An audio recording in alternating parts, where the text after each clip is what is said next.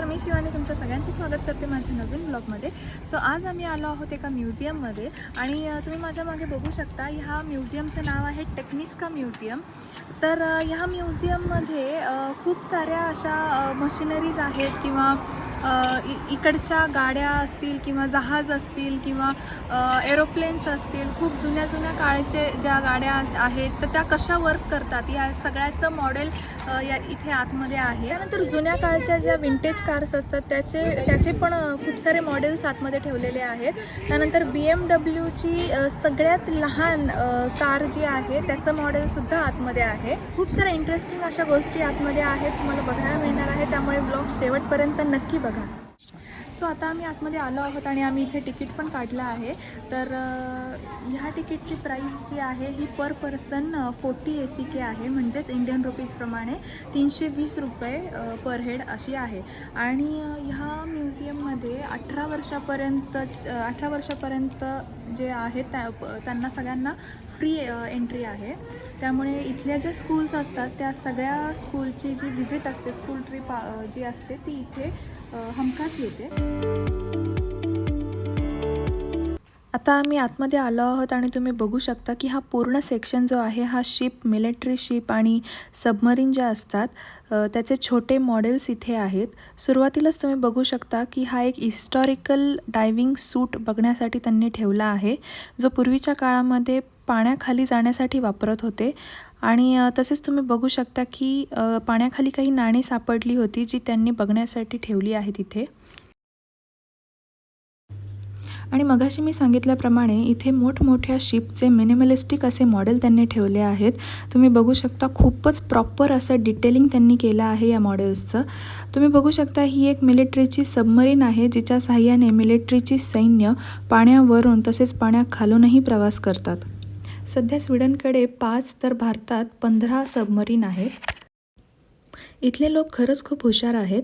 हा जो मॅप तुम्ही बघत आहात हा मॅप माल्मो सिटीचा आहे आणि समुद्राच्या पाण्याची लेवल जसजशी वाढत जाईल तसतसे सिटीतील कोणता भाग पाण्याखाली जाईल आणि कोणत्या एरियाला धोका आहे हे आपल्याला यातून समजते आणि त्यानुसार ते भविष्यात त्याची काळजी घेऊ शकतात. आणि तुम्ही इथे बघू शकता की ही जी ब्ल्यू कलरची लाईन आहे ही पाण्याची पातळी त्यांनी दाखवली आहे. ती जसजशी वाढत आहे तसतसं त्या एरियामध्ये मॅपवर तुम्हाला दिसत असेल की ब्ल्यू कलर डार्क होताना दिसतोय. त्यानंतर आम्ही आलो आहोत आता पुढच्या सेक्शनमध्ये. इथे तुम्ही बघू शकता ह्या काचेमध्ये ठेवलेल्या सगळ्या हिस्टॉरिकल वस्तू आहेत. समुद्रात जेव्हा मोठ्या जहाज बुडाल्या होत्या त्यानंतर रेस्क्यूमध्ये सापडलेल्या ह्या आहेत आणि ते खूप छान पद्धतीने जतन करून ठेवले आहेत इथे. त्यामध्ये तुम्ही बघू शकता की काही फोटो फ्रेम्स आहेत, काही मोठमोठे शंख शिंपले आहेत, काही पादुका आहेत आणि पंखसुद्धा आहेत जे पूर्वी लेखनासाठी वापरले होते. त्याचप्रमाणे मोठी आणि वेगवेगळ्या प्रकारची अवजारेसुद्धा आपण इथे बघू शकतो. ह्या मूर्त्या पण त्यांना सापडल्या होत्या. आणि ही खूप सुंदर अशी शंख शिंपल्यांनी सजवलेली आकर्षक अशी पेटी आहे जी जशीच्या तशी समुद्रात त्यांना सापडली होती.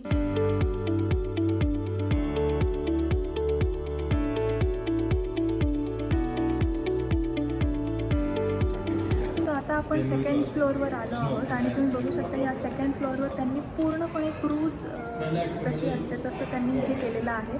आणि जसं क्रूजला बाहेरच्या साईडने जशा बोट लावलेल्या असतात तसे तुम्ही बघू शकता इथे बोट्स लावलेले आहेत. आणि त्यानंतर पलीकडच्या साईडला इथे रूम्स पण आहेत, जशा क्रूजमध्ये रूम्स असतात तशा पण रूम्स इथे दिलेल्या आहेत.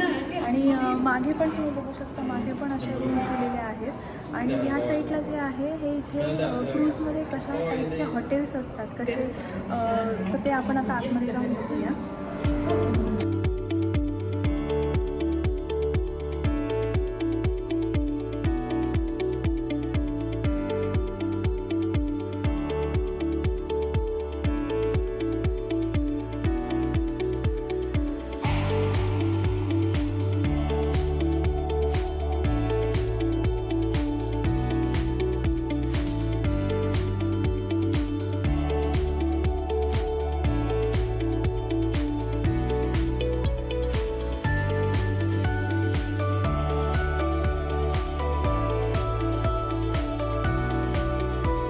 पुढचा सेक्शन हा खरंच खूप इंटरेस्टिंग आहे.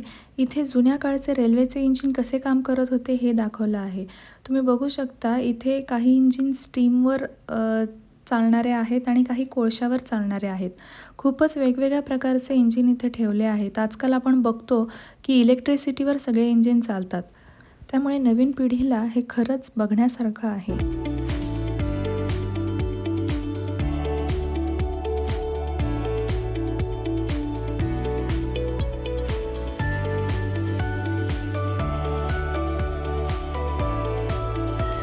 सबमरीन म्हणजे ज्या पाण्याच्या खाली ज्या बोट्स असतात, तर त्यांना जर समजा बाहेरचं बघायचं असेल, पाण्याच्या वरचं किंवा बाहेर कुठली जहाज येत असेल किंवा शत्रूंनी समजा हल्ला केला असेल किंवा बाहेरचं जर काही बघायचं असेल तर ते ह्या दुर्बिणीतून बघतात.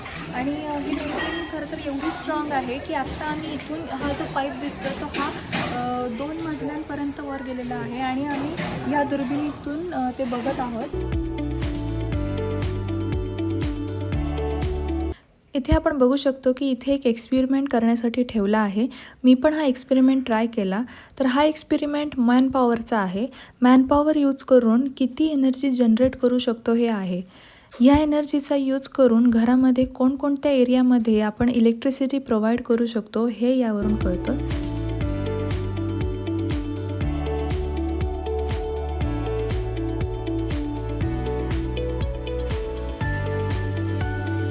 आता आलो आहोत आपण पुढच्या सेक्शनमध्ये, जिथे तुम्ही बघू शकता स्टार्टिंगलाच त्यांनी एक मिलिटरीचं फायटर जेट चं मॉडेल ठेवलं आहे.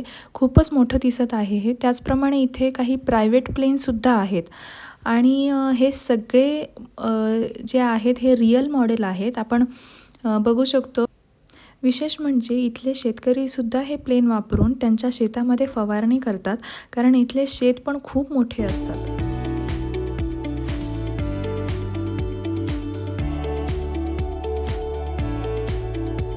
आणि आता आपण आलो आहोत पुढच्या सेक्शनमध्ये. इथे न्यू आयडियाज, काही गेम्स आणि खूप साऱ्या टेक्नॉलॉजी रिलेटेड गोष्टी आहेत.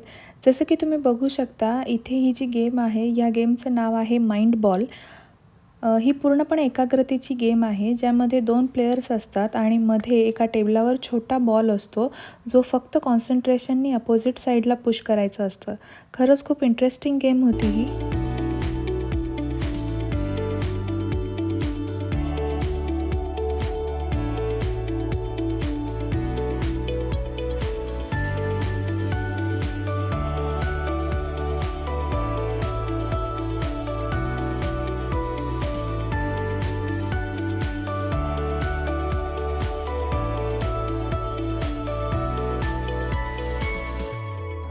सो तुम्ही बघू शकता इथे पूर्ण विंटेज कारचं पूर्ण फ्लोअर आहे हा. इथे वॉल्वो कंपनीच्या असतील, फोर्ड कंपनीच्या आणि रोज रॉयल कंपनी किंवा मर्सेडीज कंपनीच्या ह्या सगळ्या प्रकारच्या गाड्या इथे बघायला मिळतील. सो चला तर मग बघूया आपण कुठल्या कुठल्या गाड्या आहेत.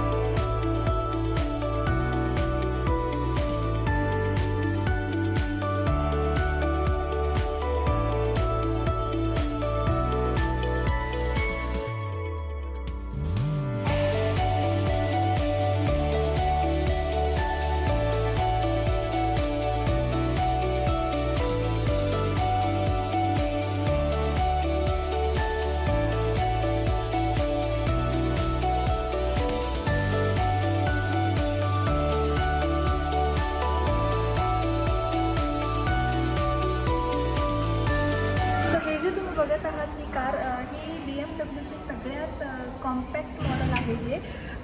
आणि ही कार जी आहे ही 1956मध्ये केलेली कार, म्हणजे बनवलेली कार आहे आणि खरंच दिसायला खूपच क्यूट आहे. आणि सगळ्यात महत्त्वाचं म्हणजे ह्या कारमध्ये 2 व्हीलरचं इंजिन लावलेलं आहे त्यांनी. खूपच छान दिसते दिसायला.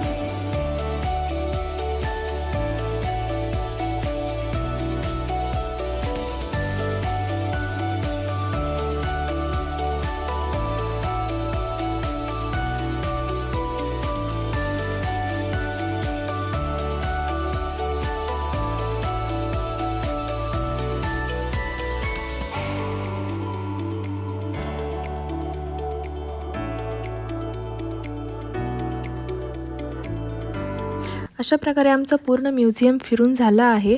खरंच खूप छान एक्सपिरियन्स होता. खूप वेगवेगळ्या आणि नवीन गोष्टी पाहायला मिळाल्या. टेक्नॉलॉजीची ही वेगळीच दुनिया आज अनुभवायला मिळाली. तुम्हाला हा व्हिडिओ कसा वाटला हे कमेंट करून नक्की सांगा आणि व्हिडिओला लाईक करा.